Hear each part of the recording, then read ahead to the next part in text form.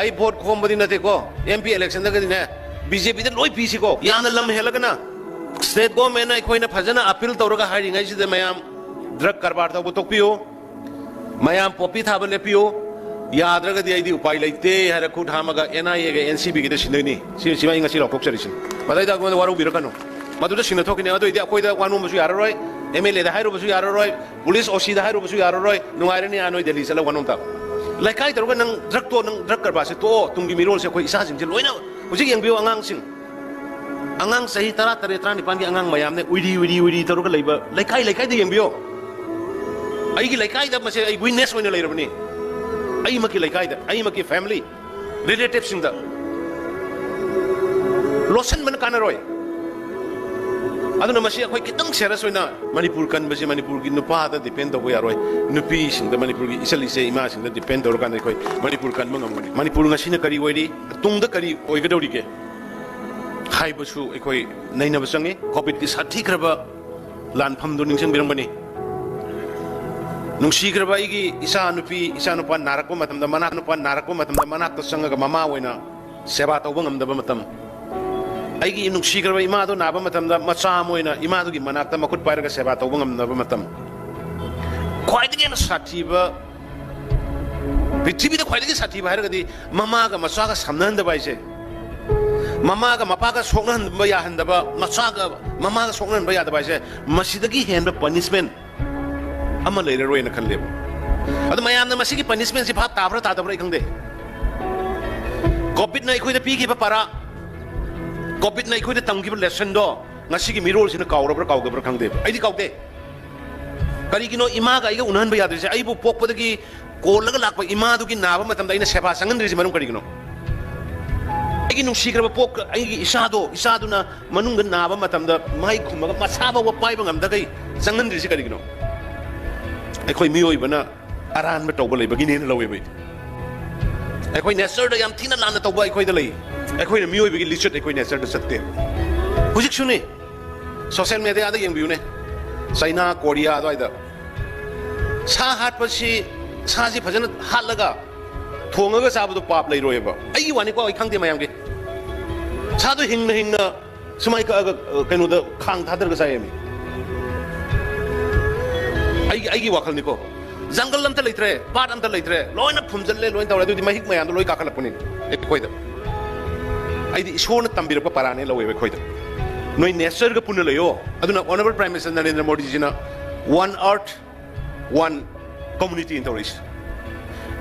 prithvi se khoi amatani jiba chu jungle chu ising punak se amakatani aduga akhoi chu amakatani ngasi France ki president na America ki president na prime minister Modi ji da haidai one earth ki theory do one community ki theory do nang sunguni you please hain manang on haidai ji akhoi chu ni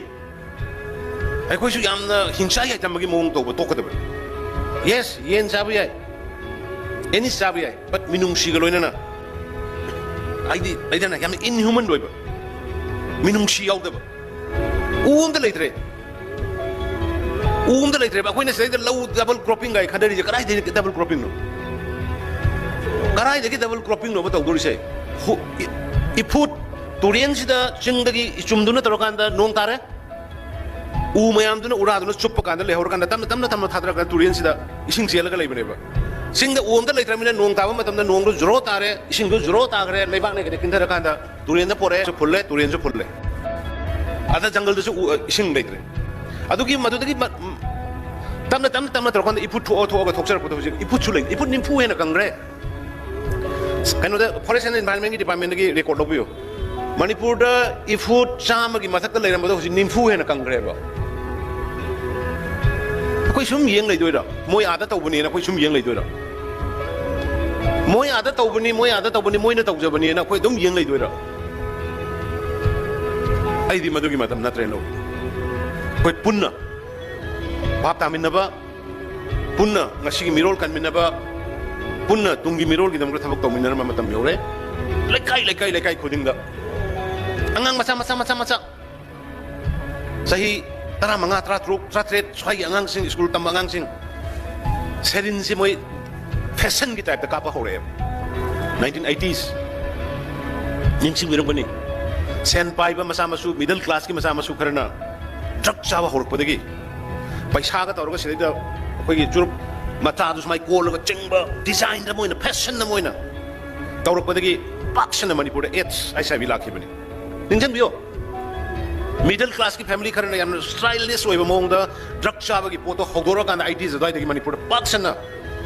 ICBS की लाखिबनी मणिपुर दगी नि हाइबदा कोई कायरमबनी H लाइना की ICB की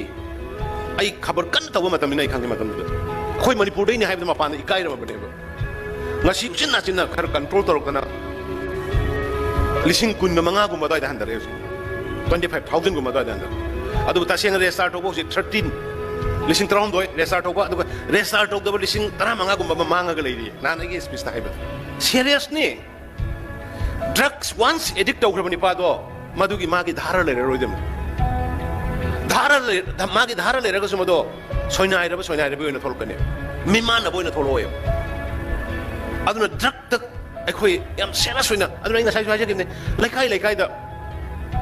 drug yon bari bising drug karbar to bari bising kari khangdane ge kari gi khangoi doina ba lilong da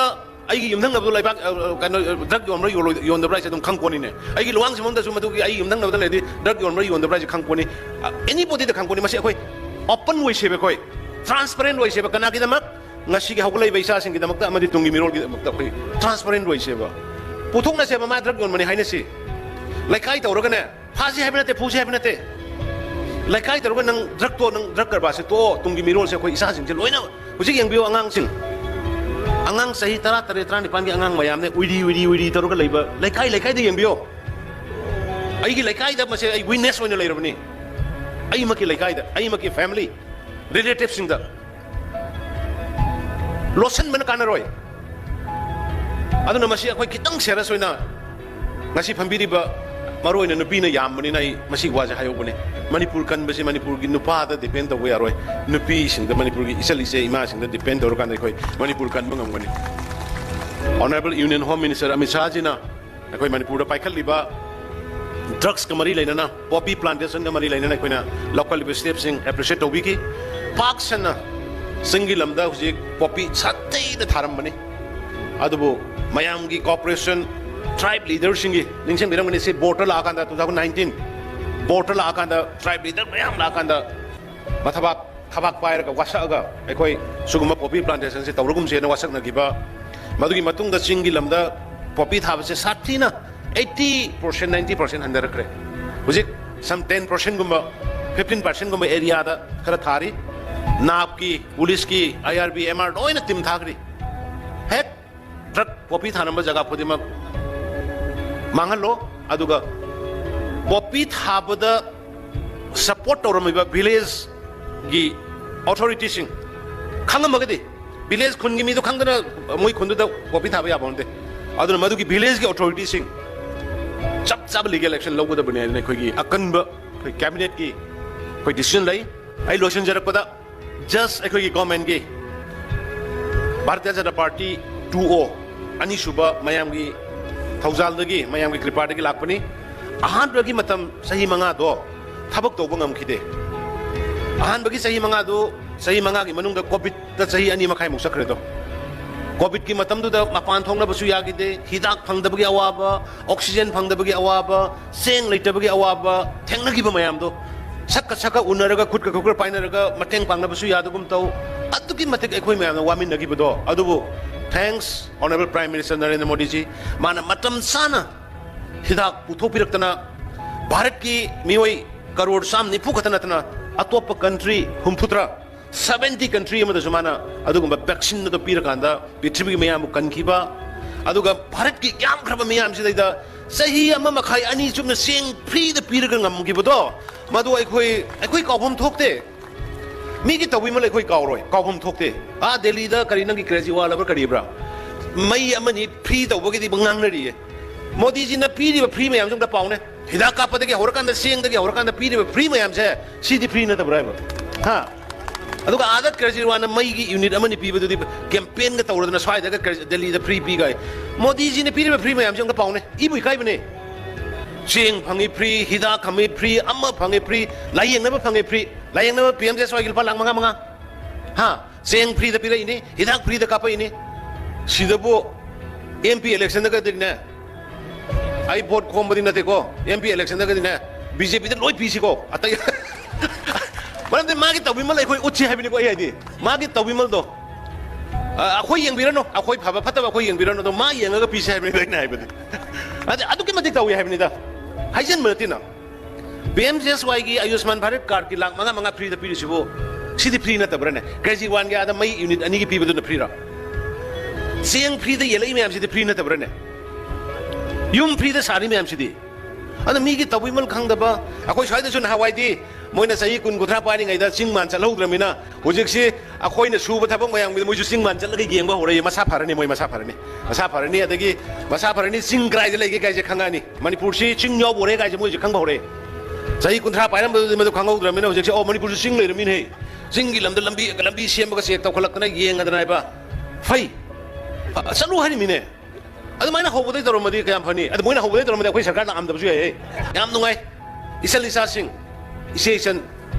मरुपां नखोयना नुंगाइ बदुने अखोयना नुंगाइस नखोयना नुंगाइबा नखोयना momo नोपा नखोयना fee अनान सेटपा नोइना yum नोंग युदबदा लैबा गाड़ी अफबदा सटपा लायेंगनबगी पैसा लैते हबगी नमित नपी तादबा